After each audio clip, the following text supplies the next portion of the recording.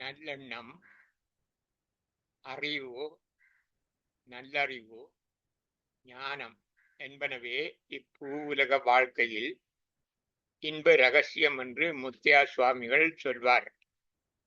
அவர் அதனை மிகச் சுருக்கமாக, தெளிவாக இரண்டொரு சொற்களையும் 2 வசனங்களையும் பயன்படுத்தி சொல்லுவார்.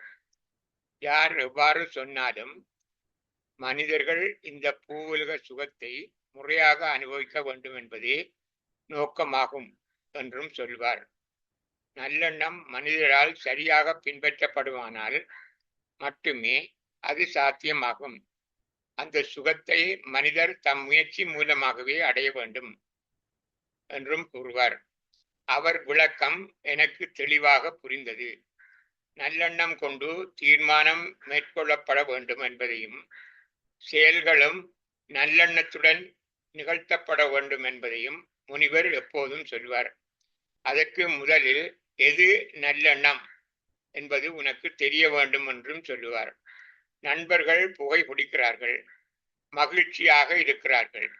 நானும் அவர்களுடன் சேர்ந்து மகிழ்ச்சியாக இருக்க புகை பிடிக்க தீர்மானிக்கிறேன். இது நல்லெண்ணம் இல்லையா என்று ஒருவன் கேட்கிறான். அவனை பொறுத்தவரையிலும், அவனுடைய நண்பர்களை பொறுத்தவரையிலும் அது நல்லெண்ணம் தான். அவர்களுடைய பெற்றார், ஆசிரியர், வைத்தியர்கள் ஆகியோர் புகைப்பிடித்தல் நல்லெண்ணம் இல்லை என்கிறார்கள். புகைப்பிடித்தால் புற்றுநோய் வரும், கசம் வரும் என்றும் சொல்லுகிறார்கள். ஆட்சிக்கும் புற்றுநோய் வந்தது. அவர் புகைப்பிடித்தாரா? இல்லவே. வேலன் ஒரு நாளும் புகைப்பிடிப்பதை நான் காணவில்லை. அவனுக்கு புற்றுநோய் வந்தது என்று இளைஞர்கள் தங்களுக்குள் கேட்டுக்கொள்கிறார்கள். நண்பர்கள் புகைப்பிடிக்கட்டும், நான் புகைப்பிடிக்க மாட்டேன் என்று ஒரு பையன் நினைப்பது நல்ல தீர்மானமா? இறுதி விளைவு என்ன? விளைவு வினை விதைத்தவன் வினை அறுப்பான். கடவுள் என்ன செய்வார்? கசம் வந்தாலும் புற்றுநோய் வந்தாலும் அனுபவிப்பது அவரே. நான் நல்லதை நினைத்தேன், எனக்கு ஏன் இந்த துன்பம் வர வேண்டும் என்று கடவுளிடம் கேட்கலாமா? நல்ல எண்ணத்துடன் தீர்மானம் எடு. கடவுள் உன்னுடன் இருக்கிறார், உனக்கு நல்லதே நடக்கும் என்று சொன்ன என்னை நீங்கள் ஏசலாமா? பிள்ளைக்கு நல்லெண்ணம் தெரியாது, அதற்கான அறிவும் இல்லை, ஞானம் இல்லை, அனுபவமே அறிவு. அனுபவித்தல் பெற்ற நல்லறிவும் ஞானிகள் ஞானத்தால் பெற்ற அறிவும் புத்தகங்களிலிருந்தும் போதனைகளிலிருந்தும் பெற்றுக்கொள்ளப்படலாம். அந்த அனுபவ நல்லறிவை ஏற்றுக்கொள்வதற்கும் சமுதாக்கிக் கொள்வதற்கும் ஏற்ற பயிற்சியை பிள்ளை பருவத்திலிருந்தே கட்டாயமாக அறநெறி கல்வி மூலமாக பக்குவம் வரையும் வரை, அவர்கள் பக்குவம் அடையும் வரை மட்டுமல்ல, முதியவர்களுக்கும் வயதானவர்களுக்கும் அறநெறி கல்வி ஊட்டப்பட வேண்டும் என்று முத்தியா முனிவர் சொல்லுவார். அறநெறி கல்வியானது இளைஞராகும் பொழுது சரியான நல்லெண்ணத்தை அவர்கள் இனங்காண உதவும் என்று முத்தியா சுவாமிகள் சொல்லுவார். அவர்கள் அனுபவித்துத்தான் நல்லறிவை பெறலாம் என்றிருந்தால் புற்றுநோய் அல்லது கசம் வந்தபின்தான் அவர்களுக்கு புரியும். காலங்கடந்த நல்லறிவில் பயனில்லை. நல்ல அறிஞர்களின் நல்லறிவை கடவுள் நம்புவது போல நம்ப வேண்டும், அல்லது கடவுளை சரணடைவது போல ஒரு குருவை சரணடைய வேண்டும். ஒரு மாணவன் பாடசாலையில் தவறு செய்கிறான், அவரை அடித்து திருத்த ஒரு ஆசிரியர் முடிவெடுக்கிறார். இது நல்லெண்ணம் இல்லையா? இது இப்போதுள்ள சட்டத்தின்படி நல்லெண்ணம் இல்லை என்றே சொல்ல வேண்டி உள்ளது. பிள்ளையை தண்டித்தால் ஆசிரியர் மறியலுக்கும் போக வேண்டி இருக்கும். பிள்ளை எக்கேடு கட்டாலும் எனக்கு என்ன என்று இருப்பது நல்லெண்ணம் ஆகுமா? எது நடந்தாலும் அது நன்மைக்காகவே நடக்கிறது என்று இருப்பது நல்லெண்ணம் ஆகுமா? உன் கடமையை பிழைவிடாது நிறைவேற்றி விளைவை எதிர்பார்க்காதே. விளைவு நல்லதாகவே இருக்கும் என்று எண்ணுவது நல்லெண்ணமாகும். நடப்பது நடக்கட்டும் என்று இருப்பது நல்லெண்ணமாகுமா? வியாபாரத்தில் நட்டம் வந்ததாக கணித்தருகிறார். அவர் என்ன செய்ய வேண்டும்? காரணத்தை அறிந்து எடுக்கின்ற தீர்மானமே நல்ல தீர்மானம். நட்டம் வருவதற்கான காரணத்தை அறிந்து கொள்ளாமல் எடுக்கும் தீர்மானம் நல்ல தீர்மானமாகுமா? ஒருவர் திருமணமாகாதிருக்கும் ஒருவருக்கு வாழ்வு கொடுக்க விரும்புகிறார், அது நல்லெண்ணம் இல்லையா? மற்றவர் விருப்பத்தை அறியாமல் தன் விருப்பப்படி வாழ்வு கொடுக்க நினைப்பது நல்லெண்ணமாகுமா? எடுக்கும் தீர்மானம் மற்றவரை பாதிக்காமல் இருந்தால்தான் அது நல்ல எண்ணமாகும். தன் இலட்சியத்தை நிறைவேற்ற எண்ணுவது நல்லெண்ணம் இல்லையா? தகுதிக்கேற்ற வாய்ப்பை தெரிந்தெடுக்க தவறி பிழையான இலட்சியத்தை நிறைவேற்ற எண்ணுவது நல்லெண்ணம் இல்லை. கொடுக்கிறீர்கள், அன்பு செலுத்துகிறீர்கள், முதலீடு செய்கிறீர்கள், இவையெல்லாம் நல்லெண்ணங்கள் தான். ஆனால் எதிர்பார்ப்புடன் தான தர்மங்கள் செய்வதும், எதிர்பார்ப்புடன் அன்பு செலுத்துவதும், நட்டம் வந்தால் எதிர்கொள்ள முடியாதவருடைய முதலீடும் நல்லெண்ணம் ஆகுமா? டியூஷன் வகுப்பில் மாணவர்கள் குறைந்து விட்டால் ஆசிரியர் நான் தகுதியற்றவர் என்று எண்ணலாமா? வியாபாரத்தில் நட்டம் ஏற்பட்டால் முதலீட்டாளர் தான் தோல்வியாளர் என்று எண்ணலாமா? எதிர்பார்த்த நியமன கடிதம் வரவில்லை என்று தனக்கு அநியாயம் செய்யப்பட்டது என்று எண்ணி கொள்ளலாமா? நல்லெண்ணம் தன்னை மையமாக கொண்டு மட்டும் தீர்மானிக்கப்படக்கூடாது. டியூஷன் வகுப்பில் மாணவர்கள் குறைந்தமைக்கு வேறு பல காரணங்கள் இருக்க முடியும். மற்றவரையும் மற்ற நிகழ்வுகளையும் மற்ற சந்தர்ப்பங்களையும் கருத்தில் கொள்ளப்பட்டதாக தீர்மானம் இருக்க வேண்டும். வியாபாரத்தில் நட்டம் வந்தமைக்கும் வேறு பல காரணங்கள் இருக்க முடியும். நியமன கடிதம் இன்னும் வராமல் இருப்பதற்கும் வேறு பல புறக்காரணங்கள் இருக்க முடியும். பெற்ற அனுபவ அறிவை மட்டும் கொண்டு நிச்சயிப்பது நல்ல தீர்மானம் ஆகாது. அறிவை பயன்படுத்தி சிந்தித்து எடுக்கப்படும் தீர்மானமே நல்லெண்ண தீர்மானமாகும் என்று முத்தியா சுவாமிகள் சொல்லுவார். நல்லெண்ண தீர்மானம் எடுப்பதற்கு பயிற்சி வேண்டும். பயிற்சி அளிக்க கதைகள், புனைகதைகள், சரித்திரங்கள், பாடல்கள், இசை, நாடகம், கூத்து போன்ற எந்த கற்றல் உபகரணங்களையும் பயன்படுத்தலாம். தவறில்லை என்றே சொன்னார். அதனை தயாரித்தவர்கள் நல்லறிஞர்களாக இருந்தால் அதனை கடவுளும் அங்கீகரிக்கிறார். நல்லதை நினைத்து தேடினால் தானாக கிடைக்கும் என முத்தியா சுவாமிகள் சொன்னது போல முத்தியா முனிவர் சொன்ன நல்லெண்ணம் பற்றி நினைத்து பார்க்க நான் நினைத்த நேரத்திலேயே ஒரு வீடியோ என் பார்வைக்கு பட்டது. அதில் நல்லெண்ணத்தை விளக்க ஒன்றுக்கும் மேற்பட்ட கற்றல் உபகரணங்கள் பயன்படுத்தப்பட்டுள்ளன. இந்த வீடியோவின் தயாரிப்பாளர் பேரறிஞர் என்றே எனக்கு எண்ண தோன்றுகிறது. முத்தியா முனிவர் எந்த ஆரவாரமும் இல்லாமல் தெளிவாக சொன்ன நல்லெண்ணம், அறிவு, நல்லறிவு, ஞானம் ஆகியவற்றின் விளக்கங்களை அழகாக மெருகூட்டி உரை, கதை, இசை சேர்த்து தயாரித்திருப்பதை நான் ரசித்து சுவைக்கிறேன். கரோலி சப்பு, மெண்டி சப்பு அந்த வீடியோவை இதனுடன் இணைத்துள்ளேன்.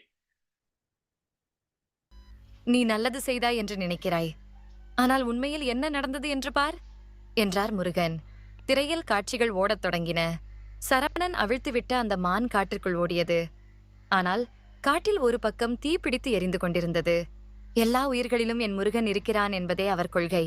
எங்கு துன்பத்தை கண்டாலும் அவரால் சும்மா இருக்க முடியாது. ஒரு நாள் காற்றுகே ஒரு மான் கயிற்றால் கட்டப்பட்டிருப்பதை பார்த்தார். முருகா, காட்டில் சுதந்திரமா ஓட வேண்டிய மானை இப்படி கட்டி போட்டுட்டாங்களே என்று வருந்தி அந்த மானை அவிழ்த்து விட்டார். மற்றொரு முறை ஒரு முயல் வலையில் சிக்கியிருப்பதை கண்டார். பாவம், சிறைப்பட்டிருக்கும் இந்த உயிரை விடுவிப்பதே தர்மம் என்று அந்த வலையை அறுத்து முயலை விடுவித்தார். இதேபோல் இன்னொரு நாள் ஒரு சிறிய பறவை குஞ்சு முட்டை ஓட்டை உடைக்க முடியாமல் போராடுவதை பார்த்தார். முருகா, இந்த சின்ன ஜீவன் படும் கஷ்டத்தை என்னால் பார்க்க முடியவில்லை என்று தன் கைகளால் ஓட்டை உடைத்து அந்த குஞ்சை வெளியே எடுத்தார்.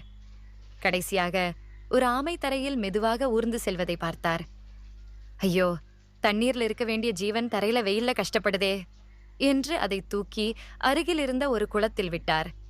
இந்த நினைவுகளை சரவணன் பெருமையுடன் சுமந்து வந்தார். தன் வாழ்நாள் முழுவதும் உயிர்களுக்கு உதவிய திருப்தியில் தனக்கு நிச்சயம் முருகனின் திருவடி கிடைக்கும் என்று நம்பினார். காலங்கள் உருண்டோடின. சரவணன் இறைவனடி சேர்ந்தார். அவர் கண் விழித்த போது ஒரு மிக அழகான மேகங்களுக்கு நடுவே இருக்கும் ஒரு மலையடிவாரத்தில் நின்றிருந்தார். அங்கே கையில் பிரகாசமான வேலுடன் முருகப்பெருமான் தோன்றினார். சரவணன் மெய் சிலிர்த்தார். கந்தா, கடம்பா, என் வாழ்நாளெல்லாம் உயிர்களுக்கு சேவை செய்தேன். என் கருணையை ஏற்றுக்கொண்டு எனக்கு முக்தி அளிக்க வந்தாயா என்று கைகூப்பினார். முருகனின் முகத்தில் புன்னகை இல்லை. அவர் கண்கள் கூர்மையாக இருந்தன. சரவணா, உன் பக்தி உண்மையானது. ஆனால் உன் செயல்கள்? என் செயல்கள் எல்லாம் தர்மம் தானே முருகா? நான் எல்லோருக்கும் நல்லதுதானே செய்தேன் என்று சரவணன் கேட்டார். முருகன் தன் ஞான வேலை உயர்த்தினார். காற்றில் ஒரு பெரிய திரை உருவானது. நீ நல்லது செய்தாய் என்று நினைக்கிறாய், ஆனால் உண்மையில் என்ன நடந்தது என்று பார் என்றார் முருகன். திரையில் காட்சிகள் ஓடத் தொடங்கின. சரவணன் அவிழ்த்துவிட்ட அந்த மான் காட்டிற்குள் ஓடியது. ஆனால் காட்டில் ஒரு பக்கம் தீப்பிடித்து எரிந்து கொண்டிருந்தது. வனத்துறையினர் அந்த மானை காப்பாற்றவே பாதுகாப்பான இடத்தில் கட்டி வைத்திருந்தனர். இவன் அவிழ்த்து விட்டதால் அது தன் வீட்டிற்கு செல்வதாக எண்ணி தீக்குள் சிக்கி இறந்து போனது. வலையில் இருந்த முயல் காலில் காயத்துடன் இருந்தது. வனத்துறையினர் சிகிச்சை அளிக்கவே அதை வலையில் பாதுகாத்தனர். இவன் அதை விடுவித்ததும் அது ஓட முடியாமல் நொண்டியபடியே சென்றது. சிறிது தூரத்தில் காத்திருந்த ஒரு நரி எளிதாக அதை பிடித்துக் கொன்றது.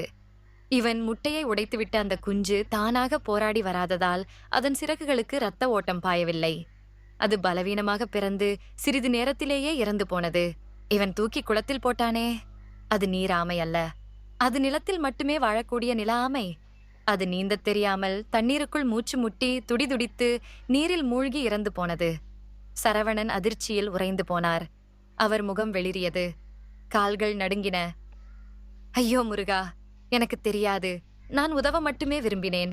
அறியாமல் இத்தனை உயிர்களை கொன்றுவிட்டேனே என்று கதறி அழுதார். முருகன் அமைதியாக கூறினார், சரவணா, நோக்கம் நல்லதாக இருந்தாலும் விளைவு விபரீதமானால் அது பாவமே. ஞானமில்லாத நல்லெண்ணம் ஆயுதமில்லாத போர்க்களத்தை விட ஆபத்தானது. சரவணன் தலை குனிந்தார். என்னை தண்டித்து விடு முருகா, நான் நரகத்திற்கு செல்லத் தயார். என் பாவம் பெரியது. முருகன் கை உயர்த்தினார். உன் செயல்கள் முட்டாள்தனமானவை, ஆனால் உன் இதயம் வஞ்சகமில்லாதது. நீ சுயநலத்துக்காக இதைச் செய்யவில்லை. அதற்காக நான் உனக்கு முழு நரகத்தை கொடுக்க மாட்டேன். நீ 15 நாட்கள் நரக வேதனையையும் 15 நாட்கள் என் அருகாமையையும் மாறி மாறி அனுபவிப்பாய். இதுவே விதி. அப்படியே ஆனது. அமாவாசை இருளில் அவன் செய்த தவறுகளின் வலியையும் பௌர்ணமி ஒளியில் முருகனின் அருளையும் அவன் அனுபவித்தான். நல்லது செய்ய நினைத்தால் மட்டும் போதாது. அதை எப்படி செய்ய வேண்டும் என்ற அறிவும் புரிதலும் வேண்டும். அதுவே உண்மையான பக்தி. எல்லா உயிரிலும் உன்னை கண்டேன் என் முருகா கந்தா. துன்பம் நீக்க துடித்து நின்றே, தர்மம் என்று தவறுகள் செய்தேன். மானோட வழி அமைத்தேனது தீயில் கருகி போனதே. முயலை மீட்க நினைத்தேனது நரியின் பசிக்கு தீரானதே. அன்பு மட்டும் போதுமா, அறிவு கூட வேண்டாமா? நல்லெண்ணம் இருந்தும் என்ன பயன்? ஞானமில்லை என்றால் அது பாவம். கந்தா கடம்பா கதிர்வேலா, கண் இருந்தும் குருடனானே நானப்பா. கூடுடைத்தேன் குஞ்சு பிழைக்க, சிறகொடிந்து உயிரும் போனதே. தரையாமை தத்தளிக்க நீரில் இட்டேன் மூச்சு நின்றதே. காப்பாற்ற நினைத்து நான் கொலைகாரன் ஆகிவிட்டேன். புண்ணியம் தேடிப் போய் பாவத்தை சுமந்து நின்றேன். நோக்கம் சுத்தம்தானா, விளைவு விபரீதம். அறியாமை செய்த பிழைக்கு இதுவே உன் தீர்ப்பு. அன்பு மட்டும் போதுமா, அறிவு கூட வேண்டாமா? நல்லெண்ணம் இருந்தும் என்ன பயன்? ஞானமில்லை என்றால் அது பாவம். அமாவாசை இருளும் வேண்டும், பௌர்ணமி ஒளியும் வேண்டும். உண்மையான பக்தி என்பது முருகா, உணர்ந்து செய்யும்